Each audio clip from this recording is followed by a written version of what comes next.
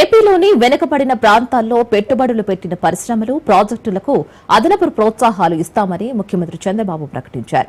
రాష్ట్ర పెట్టుబడుల ప్రోత్సాహక మండలి సమావేశంలో 19 ప్రాజెక్టులకు సంబంధించి 28,546 కోట్లకు ఎస్ఐపిబి ఆమోదం తెలిపింది.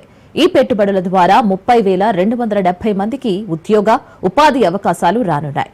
ఇప్పటి వరకు జరిగిన 7 సమావేశాల్లో 5,34,684 కోట్ల పెట్టుబడులకు ఆమోదం లభించింది. తద్వారా 4,73,969 మందికి ఉద్యోగ అవకాశాలు రానున్నాయి.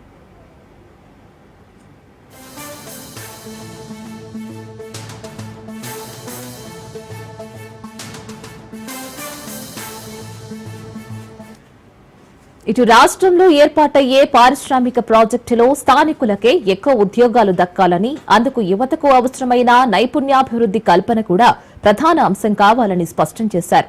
రాష్ట్రంలో ఏర్పాటు అయ్యే పరిశ్రమలు, ప్రాజెక్టులు, పెట్టుబడులు కల్పించే ఉద్యోగాలకు సంబంధించిన వివరాలను కూడా ఆన్లైన్ పోర్టల్లో పొందుపరచాలని ఆదేశించారు. పర్యాటకం, ఐటీ, ఫుడ్ ప్రాసెసింగ్ పరిశ్రమలు అభివృద్దికి చోదకంగా మారాలని ముఖ్యమంత్రి అన్నారు.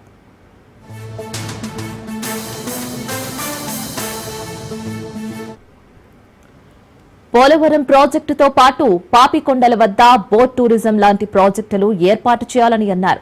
విశాఖతో పాటు రాష్ట్రంలోని ఇతర తీర ప్రాంతాల్లో లగ్జరీ బోట్, క్రూజ్ షిప్లను ఆపరేట్ చేసేలా ఆయా సంస్థలతో చర్చించాలని అధికారులకు దిశానిర్దేశం చేశారు.